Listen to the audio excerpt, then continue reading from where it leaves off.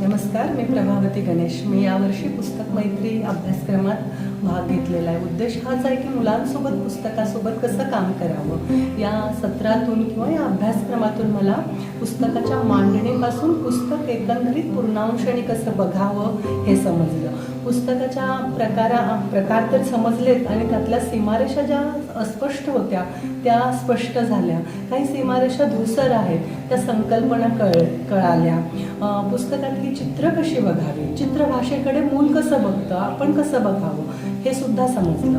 कविता आपल्याशी सातत्याने बोलत असते आणि मुलांशीही बोलत असते तेही समजलं. मोठ्यांची कविता किंवा गाणं सुद्धा मुलांना कळतं तेही कळालं. शिवाय एकंदरीत इथं चालणारे पुस्तकावरचे खेळ, पुस्तकावरच्या संकल्पना, डिस्प्लेस, काही अनेक वेगवेगळ्या कल्पना समजल्या. बुक टॉक ही एक नवी संकल्पना समजली. इथली रचना रोज बदलती असते, पुस्तकं रोज बदलतात. इथे आपल्या पाहुणा या खुर्चीत एका पुस्तकाला बसवलं जातं की जे पुस्तक तुम्ही आवर्जून वाचावं, बघावं असं असतं. अशा अनेक गोष्टी या पुस्तक मैत्री अभ्यासक्रमातून मला समजलेल्या आहे. आता मी त्याचा नक्कीच वेगवेगळ्या वयोगटातील मुलांसोबत त्याचा वापर करेन. धन्यवाद.